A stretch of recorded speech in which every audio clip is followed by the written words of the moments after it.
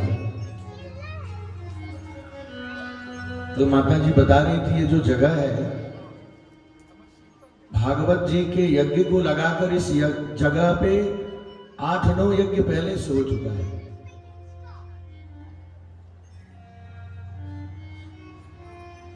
तो ये जगह पूर्व से पवित्र है।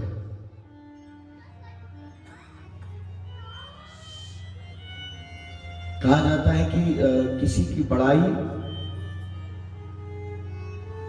उनके सामने नहीं करना चाहिए, अपराध लगता है, लेकिन धर्म कहता है कि जो सत्य है उसको बेबाक बताना भी चाहिए।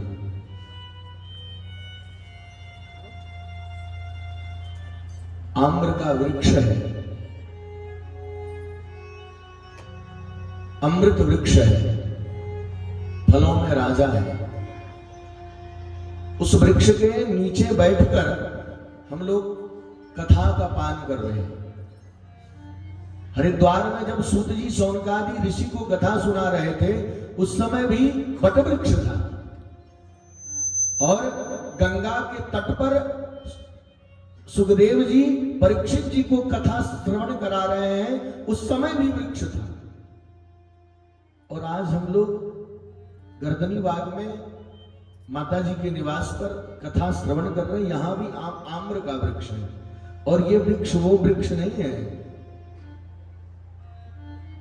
हमने इनकी बड़ी महत्ता सुनी है कि जितने वृक्ष हैं सब में अलग अलग प्रकार के फल हैं, सबके स्वाद अलग अलग है।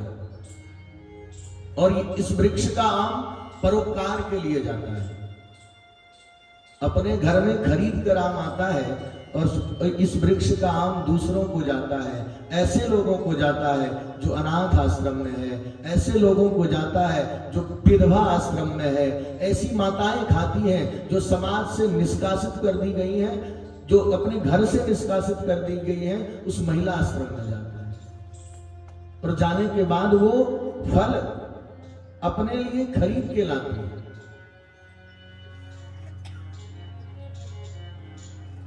भागवत जी भी यही संदेश देती है, परोपकाराय पुण्याय पापाय परपीडनम्, सर्वे भवन्तु सुखिनः सर्वे सन्तु निरामया। हम सबके सुखी होने की अगर कामना करेंगे तो उसी सब में हम भी, अपने लिए मांगने की जरूरत नहीं है। जब हम सबों के लिए मांगते हैं तो सब में ठाकुर जी हमें भी बनाया है। ठाकुर जी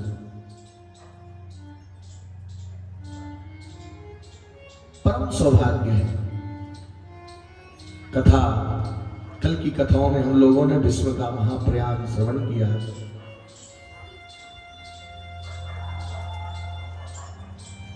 श्रोता हो तो डॉक्टर साहब की तरह, दुबे जी की तरह। कल हमको कथा बहुत सारा था, और शाम में हम लोग मिलने आए, बोले आपने एक प्रसंग को छोड़ दिया। सही में छोड़ा था, क्योंकि कथाएं बहुत हैं, अनंत है, हरि अनंत हरि कथा अनंता, और सबको थोड़ा थोड़ा स्पर्श करना है। सब तो कह नहीं सकते, समय सीमित है, 4 घंटे का समय है। पहले जो इसमें जो भागवत जी में के महात्म्य कथा का नियम बताया है, प्रातः काल ब्रह्म मुहूर्त से कथा प्रारंभ हो, और बीच में सिर्फ भोजन की व्यवस्थाएं, भोजन की व्यवस्था के बाद फिर से प्रारंभ हो, और सूर्यास्त से पूर्व तक कथा हो। ब्रह्म मुहूर्त से लेकर सूर्यास्त पर्यंत का कथा की व्यवस्था है। अभी नहीं हम कर सकते हैं, नहीं आप बैठ पाएंगे। कली काल के प्रभाव से इसको अति सूक्ष्म करते। पहले 2 टाइम कथा होती थी, 3-3 घंटे की 2 शिफ्ट होती थी। अब एक ही शिफ्ट में कथा है, क्योंकि सामर्थ्य नहीं है। मेरे अंदर ही सामर्थ्य नहीं तो मैं आपको कहां सिखाऊं? मैं नहीं बैठ सकता 6 घंटे 8 घंटे, क्योंकि नियम है कथा में। ये जो पालथी लग गई तो आप लोग देखते होंगे 2 दिन से ऐसे पैर नीचे भी नहीं करता, ऊपर भी नहीं करता, वो कथा का नियम है। कल विश्व के महाप्रयाण की कथा हम लोगों ने श्रवण किया। उसके बाद परीक्षित के जन्म की कथा, सुखदेव मुनि और परीक्षित के मिलन की कथा। गंगा का पवित्र तट है। आज प्यासे के पास कुआं चल के आ रहा है, पिपासु है। परीक्षित अपने मृत्यु को सुधारने के लिए व्यथित है कि 7 दिन क्यों दिया मुझे तो अभी एक क्षण में मैंने इतना बड़ा पाप किया कि अभी इसी क्षण मुझे मरना था। कुछ ना कुछ संत ने कृपा करी होगी। हम सबों के पास भी 7 दिन है, संसार के जीवों के पास भी 7 दिन है। रविवार से लेकर सोमवार से लेकर रविवार तक संसार के समस्त प्राणी सोमवार से लेकर रविवार के ही बीच में जाते हैं। यही 7 दिन है मेरे जाने का। कोई रविवार को जाता है, कोई सोमवार को जाता है, कोई बुधवार को जाता है, लेकिन जाता है 7 ही दिन के अंदर। 8वां दिन बनाया नहीं भगवान।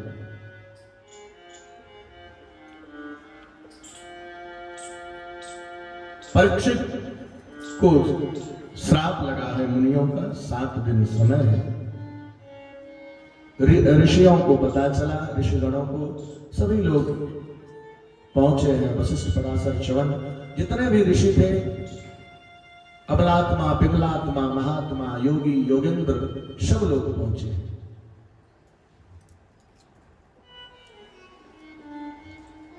आज कुएं को पता चल गया कि कोई बहुत प्यासा है और वो मेरे पास आ नहीं सकता क्योंकि उसके पास 7 दिन का समय है। मुझे जाना पड़ेगा। वो कुआं कोई और नहीं, सिर्फ सुखदेव जी महाराज। सुखदेव जी महाराज और वो प्यासा सिर्फ परीक्षित जी महाराज। सभी मुनियों के मध्य में करोड़ों सूर्य दैदीप्यमान हो रहे हैं। लग रहा है कि आज करोड़ों सूर्य एक साथ प्रकाशित हुए हैं। श्री सुखदेव जी महाराज उस मुनियों के मध्य में पधार रहे हैं। तेरी जय हो श्री सुखदेव, तेरी जय हो, तेरी जय हो,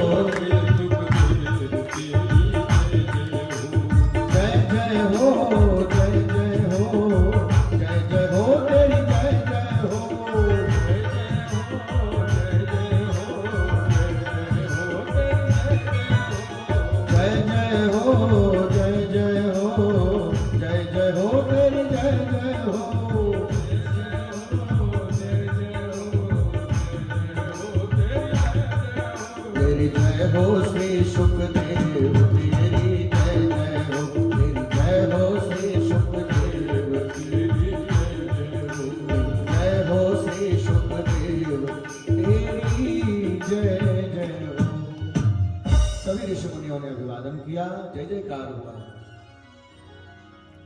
सुखदेव जी को आसन दिया गया, पधारे। सामने परीक्षित जी बैठे। परीक्षित जी परम भक्त हैं। वो जानते हैं कि संतों का क्षण गंवाना नहीं चाहिए। तुरंत प्रश्न किया, हे सुखदेव जी, जल्दी मरने वाले को क्या करना चाहिए? जिसको पता हो जाए कि मेरी मृत्यु आज से 7वें दिन हो, उसे क्या करना चाहिए? इस प्रकार के प्रश्नों को सुनकर सुखदेव जी बड़े गदगद हुए। हे परीक्षित, तूने समाज के कल्याण के लिए प्रश्न किया है। राजन, जिसको ये पता हो कि मेरी मृत्यु होनी है, हम सबको भी पता है। गीता जी में भगवान कहते हैं कि जात से ही ध्रुवोर मृत्यु ध्रुवम जन्म मृतस्य है। जातक की मृत्यु हो, जन्म हो या ना हो, लेकिन मृत्यु परम सत्य है। कोई बालक गर्भ में आता है और छठे महीने में गर्भ से ही जय सीताराम, उसका जन्म नहीं हो पाया, वो संसार को देख नहीं पाया, लेकिन मृत्यु होनी है तय। तस्मात् भारत सर्वात्मा भगवान ईश्वरो हरि श्रोतव्यः कीर्तिव्यस्य अस्मर्तव्यस्य ताभयम्। क्या करना चाहिए? सर्वात्मा भूतात्मा, सभी जीवात्माओं को जो इस संसार में रहता है उसके लिए एक ही काम है, वो भगवान नाम का सहारा ले ले। परीक्षित कहते हैं महाराज ये संसार है, यहां लोग कर्म करते हैं। गीता जी में भगवान ने कहा है कि कर्मण्येवाधिकारस्ते मा फलेषु कदाचन। आप कहते हो कि सभी लोग भजन करें, कैसे संभव है? दोनों एक साथ कैसे संभव है? श्वास श्वास पर कृष्ण तजी वृथा श्वास नहीं जाए, ना जाने या श्वास की आवन हो या न हो। हम जो अभी श्वास लिए वो वापस आएगा कि नहीं आएगा ये मुझे पता नहीं है। इसलिए कर से कर्म करहि विधि नाना, कर से कर्म मन राखहु जहाँ कृपा निधाना, मन राखहु जहाँ कृपा निधाना। संसारी जीवों को ये जो सुंदर सुंदर हाथ दिए हैं वो कर्म करने के लिए, लेकिन जो जिह्वा दी है वो भगवान नाम के लिए दी है। हम कर्म भी करें लेकिन उस कर्म को इस भाव से करें, इस समर्पित भाव से करें। अगर हम खाना बना रही हैं तो खाना बनाते बनाते ये भाव हो कि ये प्रसाद है, ये खाना नहीं, ये ठाकुर जी का प्रसाद है। जब हम इस भाव से भोजन को बनाएंगे, ये ठाकुर का प्रसाद है, तो जब हम ठाकुर के लिए किसी काम को जोड़ दें तो वही धर्म है। ये जरूरी नहीं है कि माला लेके लाल कपड़ा पहन के उजला कपड़ा पहन के हम राम राम जब बना ही कर्म धर्म नहीं है। धर्म है आप संसारी जीव जिस भी क्षेत्र में है वो क्षेत्र आपका नहीं है, वो ठाकुर का है, ठाकुर का दिया हुआ है, भगवान की कृपा से मिला है। जिस भाव, अगर कोई इस भाव से उस कर्म को करता है वो भी ठाकुर को ही समर्पित होता है और ठाकुर उसके पीछे पीछे डोलते हैं, उसकी रक्षा करते हैं।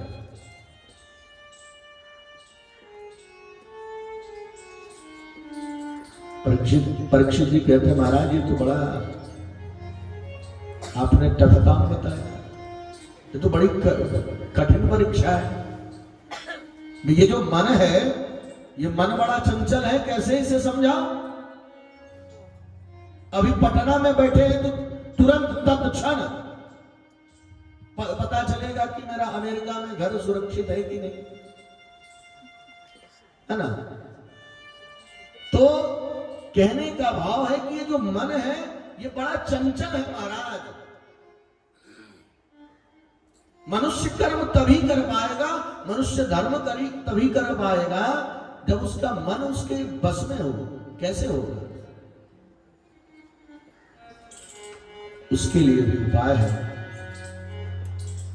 भगवान की शरणागति में जाने से पहले जितनी देर आप कथा में आते हैं, आने से पहले ये मन को स्थिर करना है, मैं कथा में जा रहा हूं। और जितासनो जित श्वासो जित संगो जितेन्द्रियः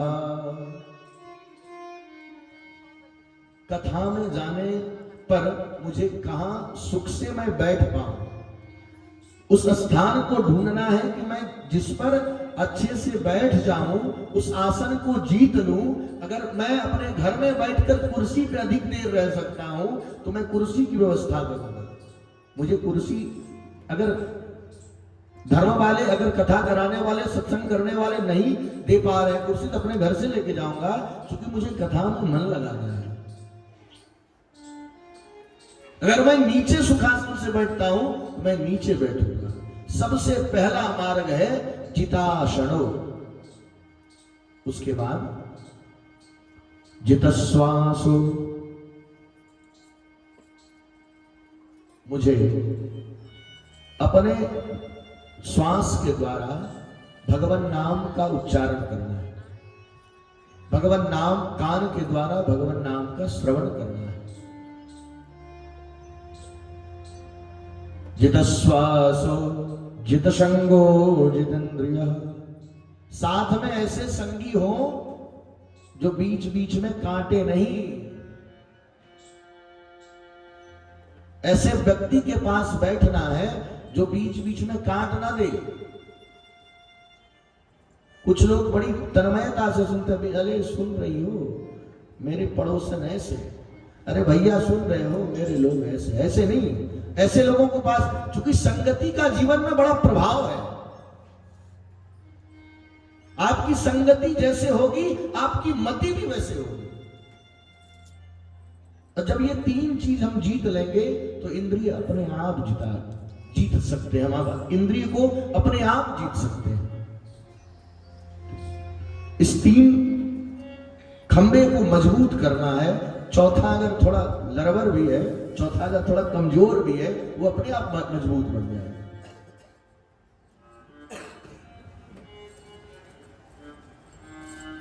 जो गोविंद के चरणों में मन लगाना चाहता है वो ठाकुर के कीर्तन का, नामानुवाद का निरंतर जप करे।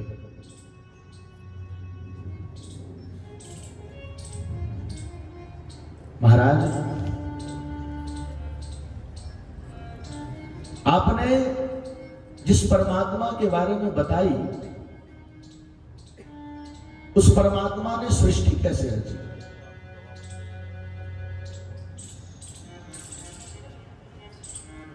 सुखदेव जी कहते हैं, राजन, इस संपूर्ण पृथ्वी में, सारी सृष्टि में कुछ भी नहीं था भगवान को छोड़ के, परमात्मा को छोड़ के। स्थावर जंगम अंडज कुछ भी नहीं था, केवल परब्रह्म था। परब्रह्म ने विचार किया, मैं जो एक हूं अनेक कैसे हो जाऊं। सबसे पहले उन्होंने सृष्टि में जल बनाया, नार, जिसको संस्कृत में नार कहते हैं। अब जल तो बना दिया, जल बनाने के बाद अब मैं रहूं कैसे, रहूंगा कि इसमें, तो उसी जल में रहने के लिए सर्प को, शेषनाग को अपना घर बनाया, अयन बनाया। नार के अंदर जो अयन बनाते हैं और जो उस घर में रहते हैं वही नारायण है। नारायण के नाभि कमल से ब्रह्मा की उत्पत्ति हुई। ब्रह्मा कमल पे विराजमान है, चारों तरफ देख रहे हैं कौन है। इस समुद्र में, इस क्षीर सागर में मैं अकेला, किसने मुझे बनाया? उस कमल के नाल से वो नीचे आए, फिर ऊपर की ओर आए, कोई पता नहीं चल रहा है किसने बनाई। वो प्रभु की स्तुति करते हैं, कौन है आप, किसने मुझे बनाया?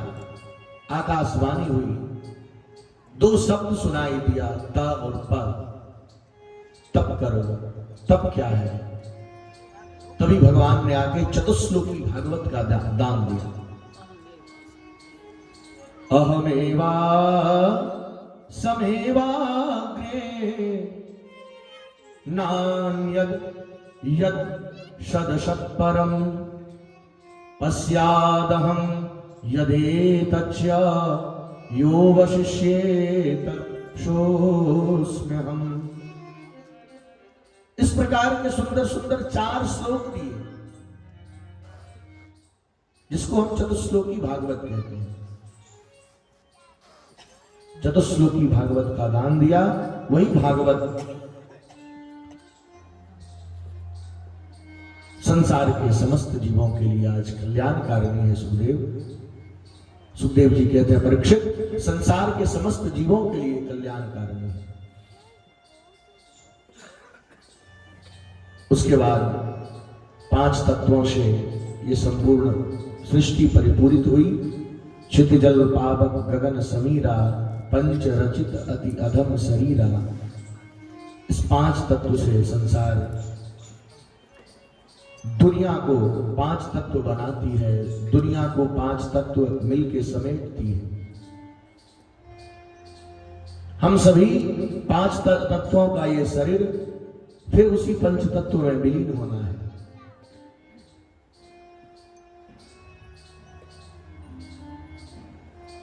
हे ब्रह्मा, हमने जो तुम्हें उपदेश दिया इसका नाम भागवत है। भगवान का जो हो जाए वही भागवत है। भगवान का जो भक्त है वो भागवत है। भगवान की जो कथा है वो भागवत है। भगवान की जो चर्चा है वो भागवत है।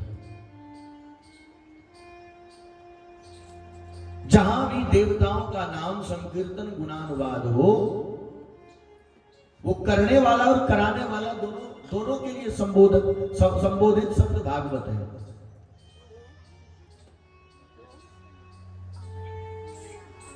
सुखदेव जी से प्रश्न करते हैं, परीक्षित जी महाराज, आप ये बताइए, भागवत को तो हमने समझ लिया क्या है, भगवान दर्शन किसको देते हैं? क्या मुझ जैसे बड़े कुल में जन्म लेने वाले को भगवान दर्शन देते हैं? क्या आप जैसे ज्ञानी को भगवान दर्शन देते हैं? भगवान दर्शन किसे देते हैं? व्याधस्याचरणं ध्रुवस्य च वयो विद्या गजेन्द्रस्य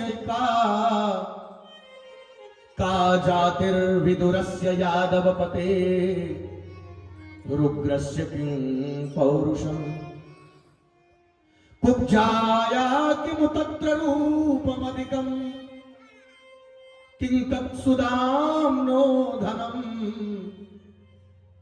भक्त्या तुष्यति केवल परमया भक्ति प्रियो माधव।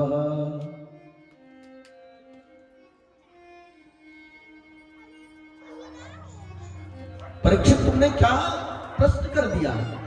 तुमने क्या कह दिया?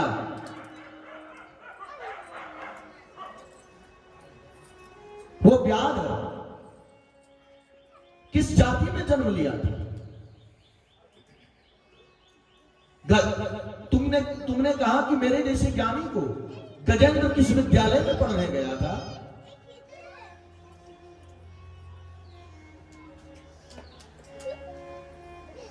सुदामा कौन सा धनवान था? वो विदुर जो सूत पुत्र था, दासी का पुत्र था, वो कौन से ब्राह्मण कुल में, उच्च कुल में जन्म लिया था?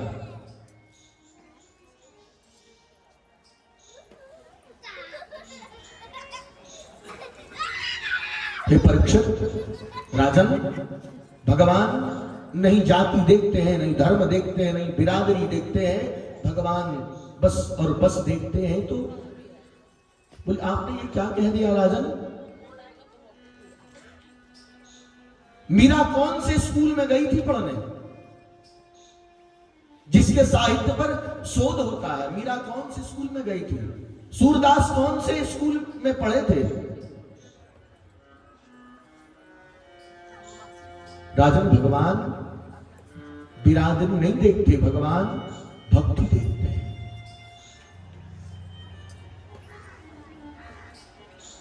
का जाति विदुरस्य यादव पते,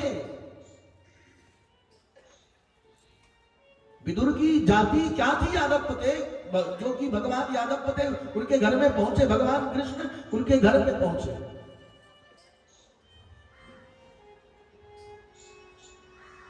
महाभारत की युद्ध से पूर्व आज भगवान हस्तिनापुर में समझौता के लिए जा रहे हैं। बड़ी सुंदर रचना है, रश्मि रथी।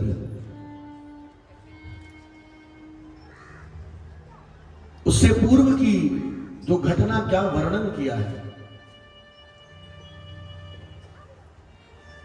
समझौता नहीं अब रण होगा, जीवन जया की मरण होगा, टकराएंगे नक्षत्र निकर। उसके बावजूद भी दुर्योधन समझा नहीं।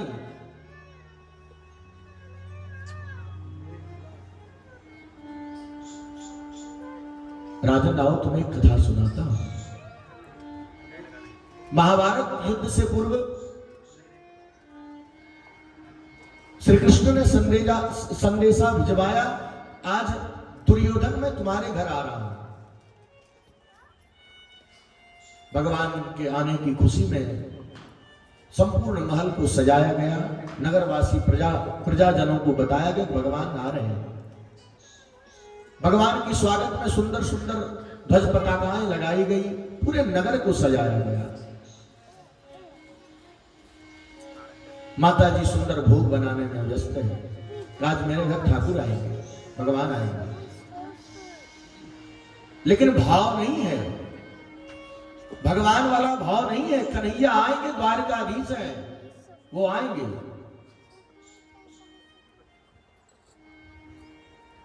जिस विदुर ने जीवन भर न्याय की नीति पर चला, वो विदुर आज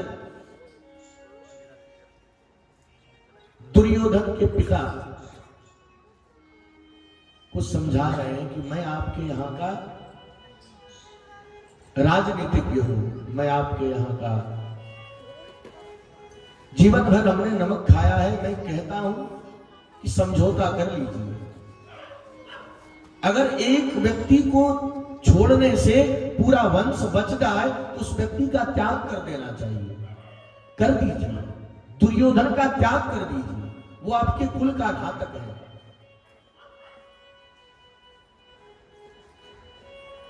वो बिना युद्ध के मारेगा नहीं। ये बात कह ही रहे थे। दुर्योधन ने महल में प्रवेश किया और सुन लिया। इसी बात को सुना कि दुर्योधन को त्याग दीजिए। विदुर जो सदैव नीति पर चलने वाला है, भले ही दासी का पुत्र है, लेकिन है तो भाई। बच्चे उनको काका कहते हैं, पांडव उनको काका कहते थे। भगवान भी उसी नाते उनको काका कहकर संबोधित करते थे। भगवान ने कभी विदुर जी नहीं कहा, विदुर काका कहकर संबोधित किया। जिस विदुर काका की गोद में दुर्योधन खेला था, उसी विदुर काका को आज दुर्योधन कहता है कि तुम अभी घर से निकल जाओ, तुम अभी मेरे राज्य से, अगर तुम जिस भी पद पे हो मैं तुम्हें निष्कासित करता हूं। तुम्हें पद हमने दिया है, तुम्हें उस पद से मैं निष्कासित करता हूं। विदुर जी तो भक्त हैं, समझ गए कि अब स्कूल का विनाश कोई नहीं रोक सकता। विदुरानी के साथ कदली का वन है, उसने एक पर्ण कुटी बनाया, वहां भजन करते हैं। विदुर जी को भी पता चला कि आज भगवान हस्तिनापुर आ रहे हैं। उसी रोह में, प्रजा के रोह में, ताकि राजा का कोई सैनिक देख ना ले, उनको तो घर से निष्कासित, राज्य से निष्कासित कर दिया गया था। अपनी सर पर एक दुपट्टा ओढ़कर उसी प्रजा के मध्य में खड़े हो जाते हैं कि भगवान को देखना है। भगवान भी आज ललायित है विदुर काका को देख रहे हैं। जिस प्रकार कुंती के कहने पर रुके कि भीष्म को भी तारना है, उसी प्रकार हस्तिनापुर जा तो रहा हूं लेकिन विदुर काका से मिलना है।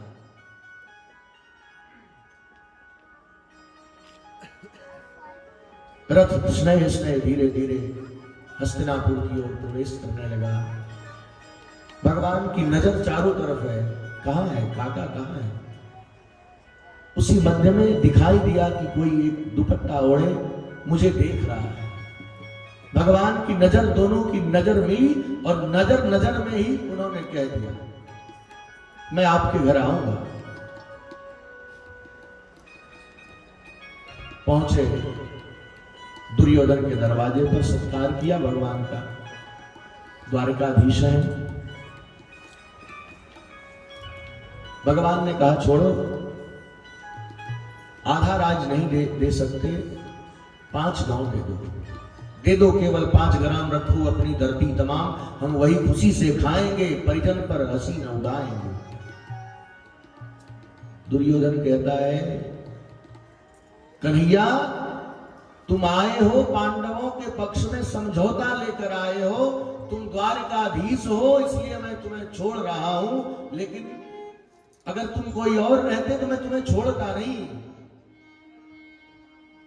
तुम 5 ग्राम देने को कह रहे हो, सुच्यग्रैव नैव दास्यामि,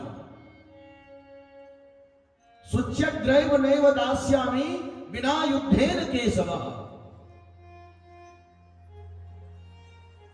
5 ग्राम की बात करते हो, एक सुई के समान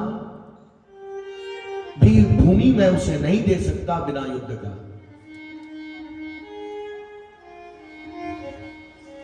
गोविंद मुस्कुराकर देखने लगे। अब तो तुम्हारा विनाश कोई नहीं रोक सकता। मन ही मन विचार करते हैं गोविंद, जब बात समझौता की बात नहीं बने। दुर्योधन कहता है छोड़ो ये सब बातें, गोविंद चलो कुछ भोजन करते हैं। मेरी मां ने आपके लिए बड़ा सुंदर सुंदर पकवान बनाया है। भगवान कहते हैं दुर्योधन, भोजन 2 ही परिस्थिति में की जाती है, या तो खिलाने वाले का मन हो या खाने वाले के पेट में भूख हो। नहीं मेरे पेट में भूख है और नहीं तुम्हें खिलाने का मन है।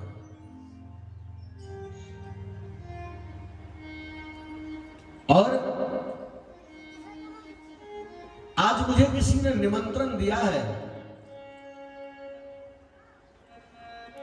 विदुर जी वहीं उसी सभा में थे। बोले आज मुझे किसी ने निमंत्रण दिया है, हम उनके घर खाएंगे, आज हमारी प्रसादी उनके घर पे है। दुर्योधन कहता है भला हमको छोड़कर इस राज्य में तुम्हें कौन निमंत्रण दे सकता है। बोले मेरे विदुर काका ने मुझे निमंत्रण दिया है। अब विदुर काका ने जैसे ये सुना कि विदुर काका ने मुझे निमंत्रण दिया है, मेरा कन्हैया कह रहा है कि विदुर काका ने मुझे निमंत्रण दिया है, आज बावले हो गए विदुर जी। अपने दौड़ते हुए अपने घर उस पर्णकुटी में आए, विदुरानी से कहा विदुरानी तुम तैयारी करो, मंगल चौक बुलाओ, आज ठाकुर मेरे घर आने वाले हैं।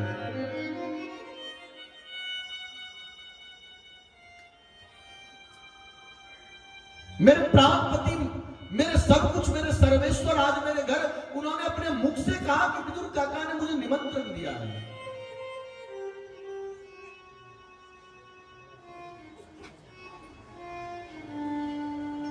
विदुरानी जिसके पास नहीं पहनने को वस्त्र है, एक ही वस्त्र को बेचारी पहनती, आधा वस्त्र पहनकर स्नान करती है, आधा वस्त्र को धोकर सुखाती है, फिर उसी आधा वस्त्र को पहनती है। उसके घर ठाकुर आए,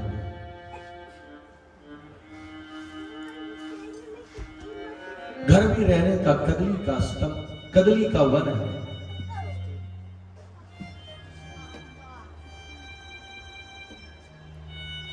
विदुरानी को कहकर कि मैं जा रहा हूं, कन्हैया आ रहे हैं, मैं माखन मिश्री लेकर आता हूं।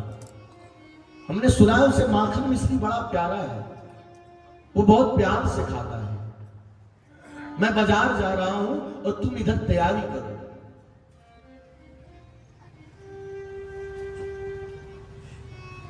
विदुर जी बाजार गए हैं, बाजार में सुंदर सुंदर माखन। अब ये निर्णय नहीं कर पा रहे कि कौन सा माखन बढ़िया, क्योंकि भगवान को खिलाना है ना। हम आपको भी ऐसा ही होना चाहिए, जब भगवान के लिए किसी वस्तु को खरीदने जाए तो ये निवेदन, ये मेरा भाव हो कि मैं जो पहना हूं उससे बढ़िया मेरे ठाकुर के लिए हो।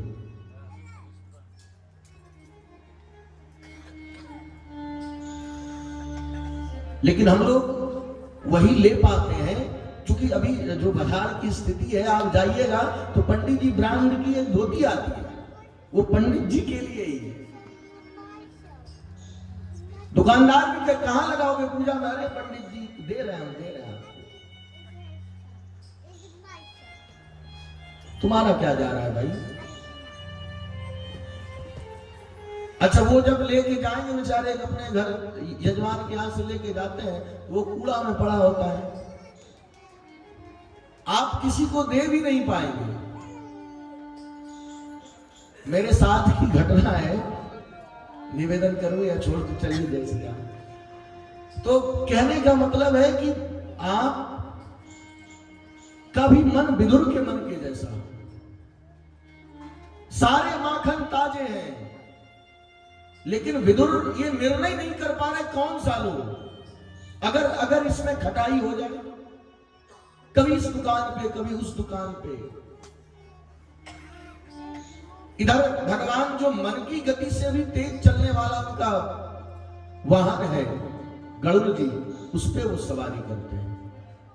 तो भगवान की जो सवारी है, जब मन की गति से भी तेज चलता है, तो सोचिए भगवान की गति क्या होगी।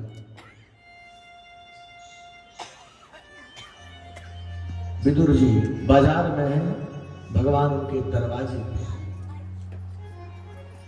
सांकल खटखटाते हैं। विदुरानी स्नान कर रही थी, आधा वस्त्र पहले धुल के सुखा रही थी, आधा वस्त्र पहनी थी, उसी में स्नान कर रही थी। सांकल खटखटाया, विदुरानी कहती है कौन हो? भगवान ने कहा मैं कन्हैया हूं, मैं केशव, मैं गोविंद। वो कहने का ही देरी था कि तब तक दरवाजा खुला, दौड़ के चले आई। भगवान उस रूप को देखकर अपने जो दुपट्टे थे भगवान के पास, उस दुपट्टे को विदुरानी पर फेंक देते हैं, विदुरानी को ढक देते हैं। माता ये क्या स्थिति है आपकी? काकी आपकी स्थिति ऐसे कैसी हो गई?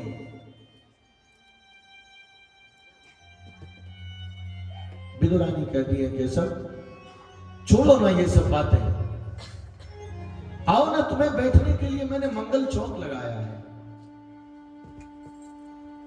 इतनी बावरी हो गई है, कभी यहां बिठाती है, कभी वहां बिठाती है, कभी सामने बिठाती है,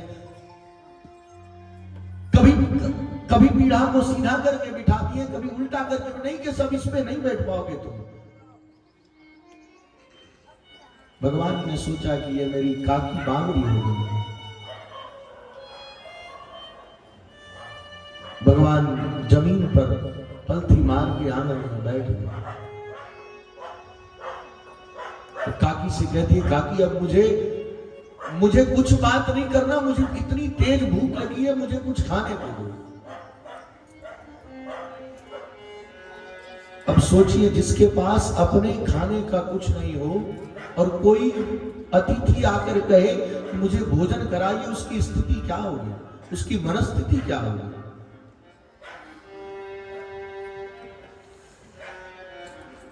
आज विदुरानी की वही स्थिति है, क्या करूं, कैसे करूं।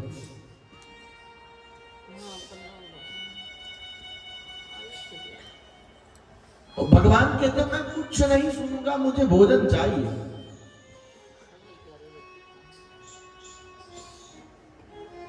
भगवान से काकी कहती है, भगवान आप थोड़ी देर रुक जाओ, मैं कदली वन में हूं, वृक्ष से केले तोड़कर लाने में जो समय लग जाए, मैं तुम्हें, मेरे पास कुछ नहीं है तुम्हें देने के लिए।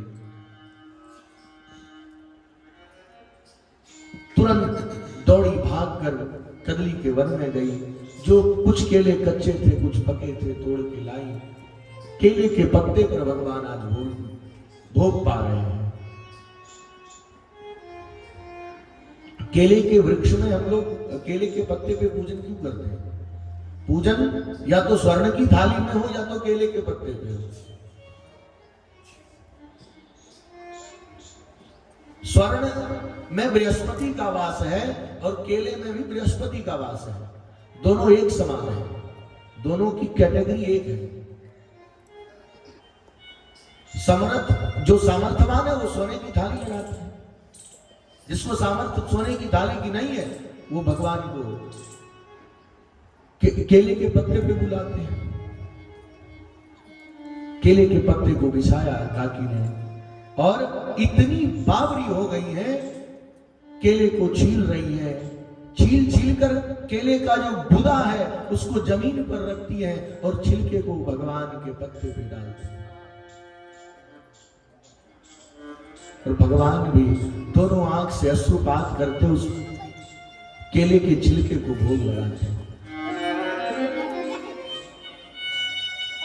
केशव और लो ना,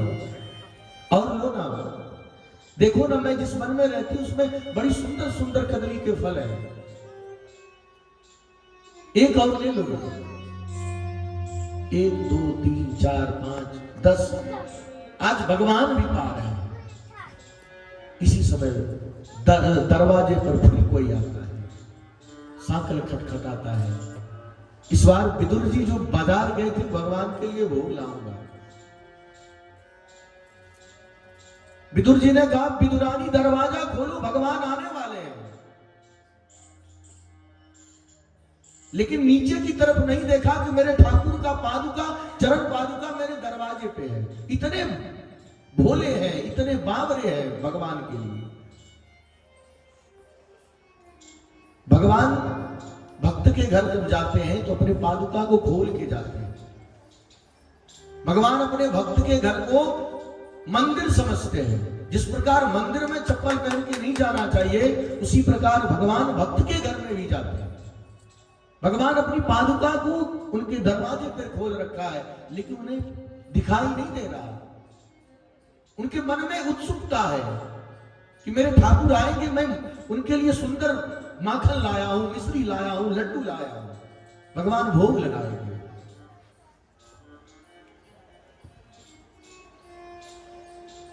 लेकिन भगवान तो भाव का भूखा हूं मैं, बस भाव ही सब सार है। भाव से मुझको भजे जो भव से बेड़ा